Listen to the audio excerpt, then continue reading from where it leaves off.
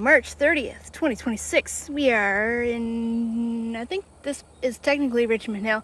I think this leads up to Canebrake Road. You can tell why. And also, look how big this one is. It's just going straight up, and there's a ton more back in there, super tall, super healthy looking. I gotta make just a short one so my phone battery doesn't die, but hopefully you can see all the delightful native bamboo, including how tall it is. Alright, bye-bye. March 30th, 2026, here at King's Ferry Park again, in Richmond Hill, Georgia, I think. Well, we have the river, it's low tide again. This is, I think it's called a false indigo, because it's a legume, but it's not an indigo, but it's native, super duper pretty. These are the flower buds, it's getting ready to flower. From this angle only, from standing on the boat ramp, you can see some of the wild irises are blooming. These ones are pale blue, and the rest over there are not doing anything yet. And you can also look at that giant arrowhead leaf. This is arum. And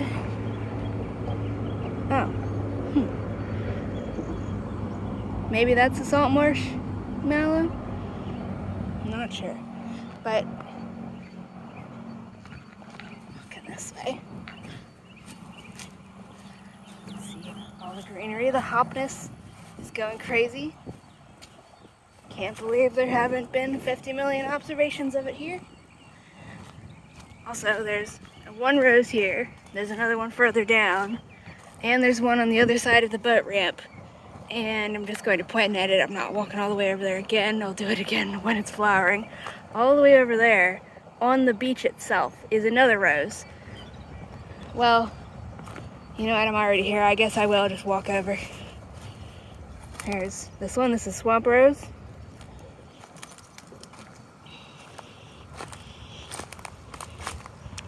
Let's go see this one, and then I'll show you the seeds or seed stalks that are left for the saltmarsh mallow. Again, lots of pickerel weed in this spot, and some lance leaf arrowhead. Mostly the arrowhead is over here. It's that.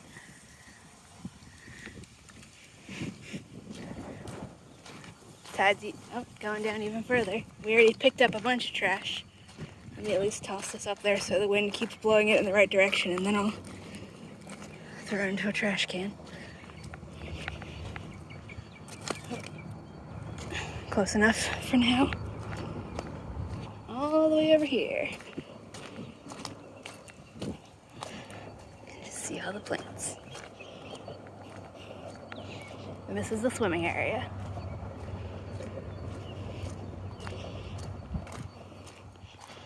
Right over here, behind these rocks, is another swamp rose.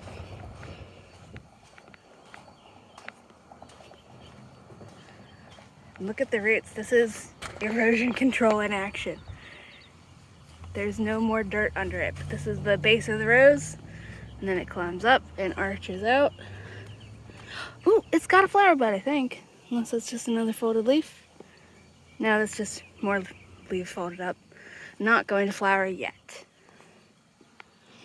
I have to check when these ones flower, because wild roses usually only do it at a specific time of year. And also right here, swamp dock, river oats, and these are the left. Hopness climbing the river oats from last year.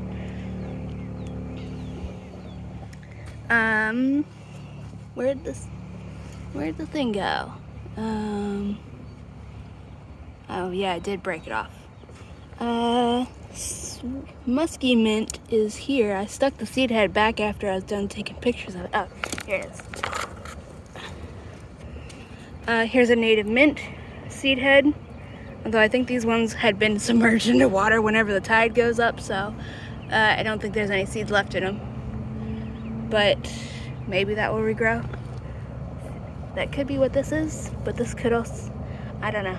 I just don't know. It doesn't really smell like much, so I don't think that's the mint. But yeah, and then there's another rose right here too. And an oak. Also, this one had some tiny dried fruits on it. Let me see if I can see them again. They blend in really well. They're red when they're ripe, kind of drying to like a darkish reddish black. Oh, here's one. So birds eat that, and that's got seeds inside. Here's two more. And people can also eat them. Rose hip tea is a thing. You can see that other rose right there with the little multiple leaves. All right, and then that's green arum, not edible, in front of landsleaf. Sagittaria, cattails, which are edible, the roots, and all that stuff. All right, that's it. Also this stuff. I think that's more swamp dock. Okay, bye-bye. Okay, I almost forgot to show you the what's still here of the swamp sun. I'm just getting the name all mixed up. Saltmarsh mallow or saltmarsh hibiscus. It's these tall stick stalks like this. Some of them are getting leaned over. This might be saltmarsh morning glory climbing it.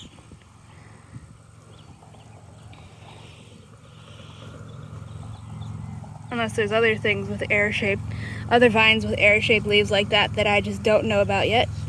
Not sure. Seed pod. Seed pods are still attached. They're very small. Can I step in here to reach it? Yes. All right, let's take some. Oh, they're just falling apart in my hands. Okay. I don't think I had the camera pointed at it, but okay. The seed pods are kind of just shaped like little pies. And then the husk just blows away. Okay, there's some seeds. Let me see if I can actually do that so you can see it. That was not on purpose. I meant to just take it off the plant. Okay. Here. Am I pointing at it? Yes.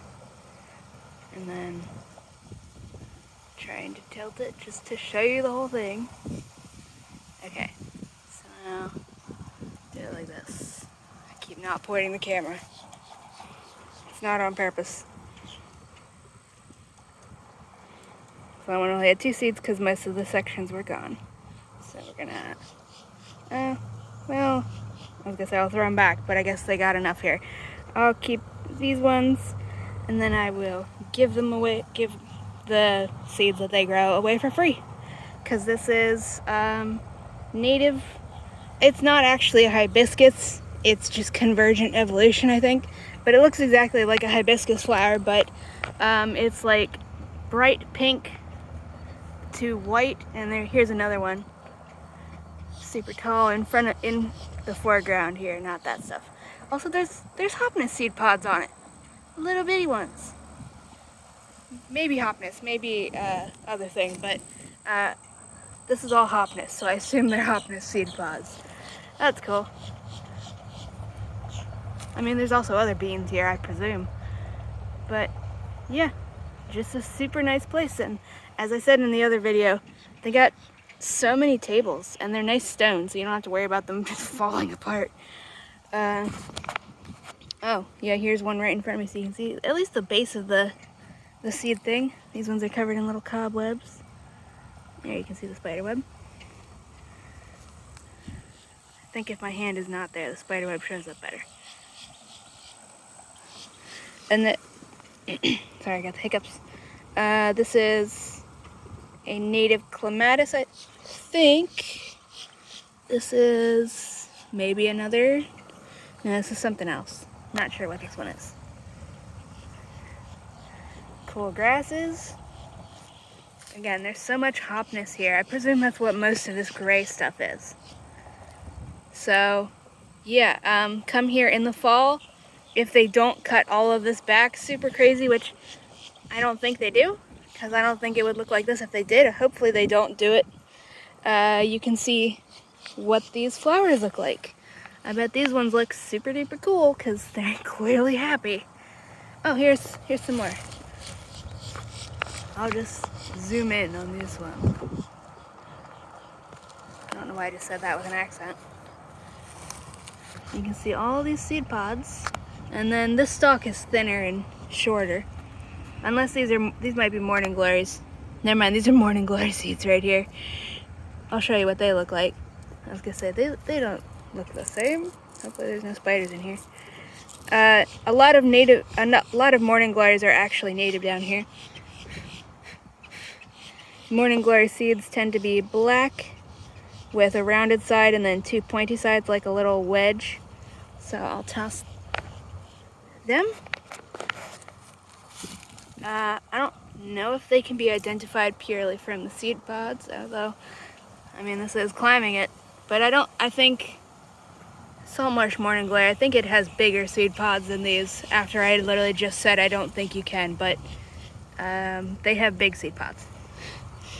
Also, today we learned, probably obvious to a lot of people, but dog fennel counts as fennel for the swallowtails. They'll lay their eggs on it, which, duh, makes sense, because the butterflies are native here, dog fennel's native here, carrots are not. So, is that a flower bud or is that just a baby leaf? I think